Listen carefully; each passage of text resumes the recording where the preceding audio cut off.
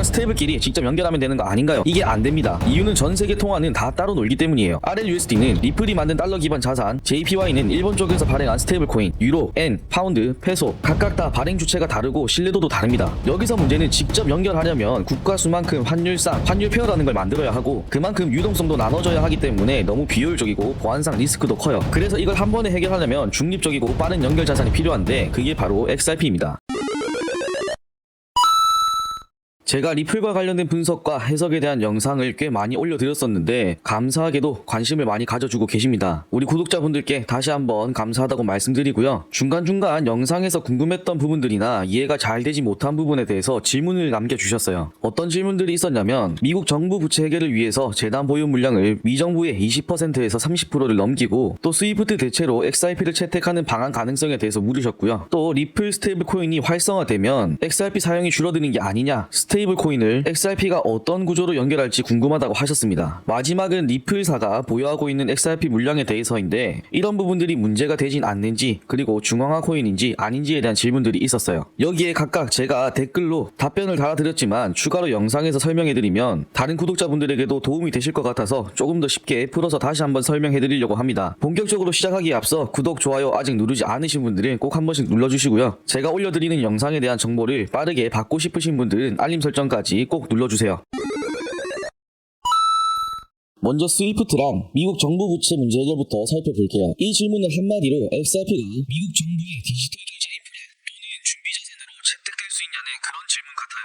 결론부터 말하면 단기적으로는 아직 이르지만 중장기적으로 충분히 논의될 수 있는 구조적 가능성은 있습니다. 최근에 트럼프가 행정명령으로 5개 암호화폐를 국고 편입하겠다는 의사를 밝힌 적이 있었죠. 여기에 비트, 이더, 에이다, 솔라나, 마지막으로 리플이 포함됐습니다. 조금 더 세부적으로 말씀드리자면 전략적 비트코인 비축과 디지털 자산 비축 이렇게 두 가지 계획이 수립된 건데 비트코인은 영구 보유 자산으로 지정되었지만 XRP를 포함한 다른 암호화폐는 정부가 소유한 압류 자산으로 보유하거나 매각할 수 있는 디지털 자산 비축에 포함되어 있어요. 즉 정부가 직접 매수해서 전략적으로 보유하는 자산이 아닌 법적 절차를 통해 압류된 자산 중 일부를 보유할 수 있는 정도입니다. 그럼 이제 질문의 포인트였던 미국 정부 부채와 스위프트 대체 가능성에 대해 이야기할 텐데 먼저 미국은 지금 부채 문제와 국제결제 시스템 효율성 문제 두 가지 과제를 동시에 안고 있습니다. 부채 문제는 단순히 돈이 없다가 아니라 기존의 달러 발행 기반 시스템으로는 점점 조절이 어려워지고 있다는 구조적 문제입니다. 결제 인프라 역시 마찬가지입니다. 스위프트는 느리고 비용도 높고 지정학적 영향도 커서 점점 디지털 대체 수단이 필요해지고 있어요. 즉 기존 시스템을 유지하기 위해서 수정하거나 고치겠다는 게 아니라 아예 새로운 구조로 전환하려는 흐름이 가속화되고 있다는 뜻입니다. 그렇다면 XRP는 어떤 점에서 후보가 될 수 있는가? XRP는 스위프트를 기술적으로 대체할 수 있는 속도와 구조를 이미 갖춘 상태입니다. 몇 초 안에 결제 처리가 가능하고 전 세계 어디서든 중개 없이 송금 가능하며 중립적이고 프로그래머블한 자산이에요. 이미 리플렛을 통해 수많은 기관과 연결되어 있고 ODL 시스템으로 실물 자금 흐름을 이미 처리하고 있죠. 만약 리플이 보유한 XRP 물량 중 일부를 공공금융 시스템의 기반 자산으로 제공된다면 중앙은행이 민간 기술을 흡수하는 현실적인 시나리오가 될 수 있습니다. 즉 미국이 직접 XRP를 발행하거나 개발하는 건 아니더라도 XRP를 활용한 국제결제 시스템이 공공 네트워크에 들어가는 방식은 얼마든지 가능하다는 거고 특히 IMF, BIS 또는 다자간 결제 시스템에서 이런 방식은 이미 검토되고 있습니다. 그럼 미국 정부 입장에서 걸리는 부분은 뭘까요? 리플이 민간 기업이라는 점, XRP가 아직 미국 내에서 정식 상품으로 완전히 규제 정리되지 않았다는 점, 마지막으로 자산 보유 구조에 대한 우려가 있다는 점이죠. 뭐 예를 들면 뒤에서도 이야기하겠지만 재단 물량이나 에스크로 물량 같은 구조를 말하는 겁니다. 하지만 이런 부분은 최근 SEC와의 소송이 마무리되면서 XRP의 법적 지위가 점점 정리되고 있고 리플 또한 스테이블 코인, 커스터디, 인프라 기업 인수를 통해서 공공성과 제도권 진입을 강화하고 있어요. 즉 이건 단순한 가상화폐 프로젝트가 아니라 실제 금융 시스템과 연결되는 블록체인 기반 백엔드 플랫폼으로 진화 중인 상황입니다. 당장 미국 정부가 XRP를 들고 부채를 갚는 건 현실적이지 않을 수 있지만 미국이 새로운 결제 인프라나 다자간 디지털 통화 시스템을 개설할 때 XRP를 사용하는 시나리오는 충분히 기술적으로 열려 있습니다. 이미 중남미, 아시아 일부 국가 지역에선 리플렛 기반의 결제 실험이 활발하게 진행 중이기 때문에 미국 입장에서도 기술은 갖춰져 있는데 굳이 새로 만들 필요가 있을까라는 선택지가 생기게 됩니다. 그래서 이 시나리오는 단순한 음모론이나 상상이라기보다 향후 디지털 통화 체계에서 기술적 옵션으로 고려될 수 있는 하나의 후보군이라고 보는 게 정확합니다. 자, 그럼 다음 내용으로 넘어가 볼게요. 두 번째 질문은 스테이블 코인이 나오면 XRP는 덜 쓰는 거 아니냐는 거예요. 거였죠. 결론부터 말씀드리면 둘은 역할이 다릅니다. 그래서 둘 다 필요해요. 먼저 개념부터 정확하게 구분해 볼게요. 스테이블 코인은 달러처럼 가치가 고정된 돈입니다. 예를 들어 리플의 달러 스테이블 코인 RLUSD는 항상 1달러 근처의 가치를 유지하죠. 우리가 일상생활에 사용하는 종이돈, 즉 법정화폐가 디지털화된 버전이라고 보면 됩니다. 반면 XRP는 브릿지 자산, 즉 돈을 옮겨주는 역할, 다른 통화들 사이에서 중간다리 역할을 해요. 자, 그럼 실제 상황으로 한번 예를 들어볼게요. 제가 한국에 있고 일본에 있는 친구에게 돈을 보내야 합니다. 근데 저는 달러 기반 스테이블 코인 RLUSD를 갖고 있고 그 친구는 엔화 스테이블 코인으로 받길 원한다고 해보죠. 이럴 때 그냥 RLUSD를 JPY 스테이블 코인으로 바로 바꾸면 좋겠지만 현실은 그렇게 간단하지 않아요. 왜냐하면 직접 연결된 시장이 없거나 유동성이 부족해서 속도도 느리고 수수료도 비싸질 수 있기 때문입니다. 그래서 이런 경우에 XRP가 중간 역할을 합니다. 먼저 내가 갖고 있는 RLUSD를 XRP로 바꾸고 그 다음에 그 XRP를 일본의 JPY 스테이블 코인으로 한 번 더 바꿔주는 거죠. 즉 1단계는 RLUSD를 XRP로 바꾸고 2단계는 XRP를 JPY 스테이블 코인으로 바꾸는 겁니다. 이렇게 XRP가 중간에 환전소 역할을 해주는 거예요. 그래서 내가 가진 스테이블 코인과 상대가 원하는 스테이블 코인이 다르더라도 XRP가 가운데서 매끄럽게 연결해주기 때문에 돈이 빠르고 싸게 넘어갈 수 있는 겁니다. 그냥 스테이블끼리 직접 연결하면 되는 거 아닌가요? 이게 안 됩니다. 이유는 전 세계 통화는 다 따로 놀기 때문이에요. RLUSD는 리플이 만든 달러 기반 자산, JPY는 일본 쪽에서 발행한 스테이블 코인, 유로, 엔, 파운드, 페소 각각 다 발행 주체가 다르고 신뢰도도 다릅니다. 여기서 문제는 직접 연결하려면 국가 수만큼 환율상 환율 페어라는 걸 만들어야 하고 그만큼 유동성도 나눠져야 하기 때문에 너무 비효율적이고 보안상 리스크도 커요. 그래서 이걸 한 번에 해결하려면 중립적이고 빠른 연결 자산이 필요한데 그게 바로 XRP입니다. 오히려 스테이블 코인이 많아지면 XRP 수요도 늘어나는 이유에 대해서 말씀드려 볼게요. 스테이블 코인이 많아지면 생기는 문제는 쪼개진 유동성입니다. 달러 스테이블, 유로 스테이블, 엔화 스테이블, 위안 스테이블 이렇게 많아질수록 서로 직접 연결하는 건 점점 더 어려워집니다. 이걸 해결하는 가운데 연결고리가 있어야 통화 간 이동도 빨라지고 시스템도 단순해지죠. XRP는 딱 거기에 최적화되어 있습니다. 그래서 RLUSD 같은 스테이블 코인이 활성화될수록 오히려 XRP가 쓸 환승 거점의 역할은 더 중요해지는 구조예요. 즉 스테이블 코인은 돈이고 XRP는 그 돈을 옮기는 길이라고 생각하시면 이해가 빠르실 거예요. 길이 많아지면 돈이 오고 갈 수 있는 루트가 더 많아지게 되면서 자연스럽게 수요도 함께 증가합니다. 쉽게 풀어서 설명드린다고 고민을 많이 해봤는데 이해가 잘 되셨으면 좋겠네요. 자, 그럼 마지막 질문으로 넘어가 보겠습니다. 한 분은 리플은 XRP를 40% 정도 보유한 중앙화 코인 아니냐, 매달 10억 개씩 시장에 나오니까 탈중앙은 아니지 않냐는 질문이고, 또 다른 한 분은 XRP를 리플이 이렇게 많이 들고 있는데 문제가 되지 않는지에 대한 질문을 하셨어요. 결국 회사가 보유한 물량에 대한 내용이 궁금하신 듯한데 사실 이 질문은 정말 많이 나오는 질문 중 하나이긴 합니다. XRP에 대해 이야기할 때 거의 빠지지 않고 나오는 이야기죠. 이거 리플이 반 이상 들고 있는 거 아니냐, 그리고 매달 시장에 푸는 구조면 이거 중앙화 아니냐, 이렇게 걱정하시는 분들이 많습니다. 근데 이건 크게 두 가지로 나눠서 봐야 합니다. 하나는 XRP라는 코인의 구조 자체가 탈중앙화가 되어 있냐, 또 하나는 리플이라는 회사가 이걸 어떻게 관리하고 있냐입니다. 먼저 XRP는 비트코인처럼 완전히 분산된 코인은 아닙니다. 초기 발행 당시 전체 물량의 대부분을 리플이 보유한 상태에서 시작했고 현재도 전체 물량 중 약 40% 정도가 에스크로 계정이 묶여있는 상태예요. 그리고 그 에스크로 계정에서 매달 최대 10억 개까지 자동으로 풀리게 되어 있습니다. 이건 리플이 수동으로 하는 게 아니라 스마트 컨트랙트를 통해 사전에 설정된 구조로 자동 진행돼요. 즉 정해진 날짜가 되면 자동으로 열리도록 프로그램이 되어 있다는 거죠. 이런 구조만 보면 와, 매달 그렇게 풀리면 시장 망가지는 거 아니야? 하고 생각하실 수 있지만 실제로는 좀 다릅니다. 리플은 매달 풀린 물량 중에서 일부만 실제로 사용하고 남은 물량은 다시 에스크로 계정에 잠가버립니다. 최근 기준으로 보면 실제 유통되는 양은 평균 2억에서 3억 개 정도예요. 그리고 이 모든 흐름은 블록체인에 다 기록되기 때문에 누구든지 XRP 스캔이나 비트원프 같은 탐색기에서 확인 가능합니다. 즉 공급 구조는 통제되어 있지만 그 방식은 투명하게 공개되는 구조입니다. 그래서 XRP는 비트코인처럼 완전히 탈중앙된 코인은 아니지만 공급 통제, 공개 구조가 결합된 하이브리드형 코인이라고 보는 게 더 정확합니다. 두 번째는 리플이라는 회사가 너무 많은 XRP를 들고 있다는 점입니다. 현재 기준으로 리플이 전체 유통 가능 물량 중 약 20% 이상을 직접 보유하고 있습니다. 아까 앞에서 40%라고 말한 건 에스크로 계좌를 말한 거고, 이건 리플이 직접 지갑에 보관하고 운영에 사용하는 즉시 사용 가능한 물량을 말하는 거예요. 그러다 보니 이거 회사가 마음만 먹으면 시장 조작하는 거 아니냐는 걱정이 나올 수 있죠. 그런데 이건 리플이 어떤 목적을 갖고 XRP를 운영하는지를 봐야 합니다. 리플은 XRP를 그냥 팔아서 돈을 벌려는 게 아니라 XRP 기반으로 전 세계 금융 인프라를 직접 만들고 있는 회사예요. 예를 들면 리플렛으로 국가 간 송금을 연결하고 ODL 시스템으로 실시간 자금 흐름을 만들고 있죠. 또 RLUSD라는 스테이블 코인도 출시했고 커스터디와 CBDC 관련 백엔드 인프라도 확장 중입니다. 즉 XRP가 잘 사용돼야 리플이 살아남는 구조예요. XRP를 망치면 회사 사업 전체가 무너지는 거죠. 그리고 매달 풀리는 XRP도 그냥 막 쓰는 게 아닙니다. 리플은 매달 풀리는 물량 대부분을 파트너사에 지급하거나 유동성 공급을 위해서 사용 중이고 특정 지역에서 결제 네트워크를 확장할 때 전략적으로 방식으로 XRP를 활용하고 있어요. 다만 이게 매번 사전 공지되진 않습니다. 왜냐하면 기업 간 계약, NDA, 내부 전략이 걸려있는 경우가 많기 때문이죠. 하지만 거래 자체는 블록체인에 남기기 때문에 어디로 보내는지 추적이 가능합니다. 그래서 결론은 XRP는 완전한 탈중앙화된 코인은 아닙니다. 하지만 에스크로 구조와 투명한 공개 시스템을 갖춘 하이브리드형 통제 분산 구조예요. 리플은 많은 물량을 갖고 있지만 그걸 이용해서 XRP 생태계를 키우고 실제로 글로벌 결제망과 금융 인프라를 구축 중입니다. 그래서 단순히 많이 들고 있어서 위험하다 보다 어떤 방향으로 운영되고 있는지를 함께 봐야 하는 문제예요. 쉽게 말해 투자자 입장에서 어디에 포인트를 맞추고 봐야 하냐면 물량이 많냐 작냐가 아니라 그 물량을 어떻게 관리하고 있는가, 어디에 쓰고 있는가, 그리고 그것을 우리가 확인할 수 있는가. XRP는 그 질문에 대해 적어도 지금까지는 꽤 명확한 구조를 보여주고 있습니다. 여기까지 구독자분들이 궁금해하셨던 부분들에 대해서 조금 더 쉽게 또 실제 구조를 바탕으로 내용을 풀어봤습니다. 정보가 많다 보면 혼란스러울 수 있는데 이런 질문들을 통해 오히려 중요한 핵심을 더 정확히 짚을 수 있다고 생각해요. 단순히 가격이 오를까 내릴까만 볼 게 아니라 어떻게 설계됐고 어디에 쓰이고 앞으로 어떤 구조 속에서 움직일지 그걸 함께 보려는 노력이 더 중요하다고 생각합니다. 앞으로도 이런 식으로 질문을 중심으로 함께 구조를 뜯어보고 흐름을 해석해드리는 컨텐츠도 계속 이어갈 테니까요. 궁금하신 내용은 아래 댓글로 언제든지 남겨주시고요. 오늘 영상이 인사이트를 얻는데 도움이 되셨다면 구독과 좋아요 그리고 알림 설정까지 꼭 한 번씩 눌러주시고요. 그럼 다음 영상에서 더 깊이 있는 이야기로 찾아뵙겠습니다. 시청해주셔서 감사합니다.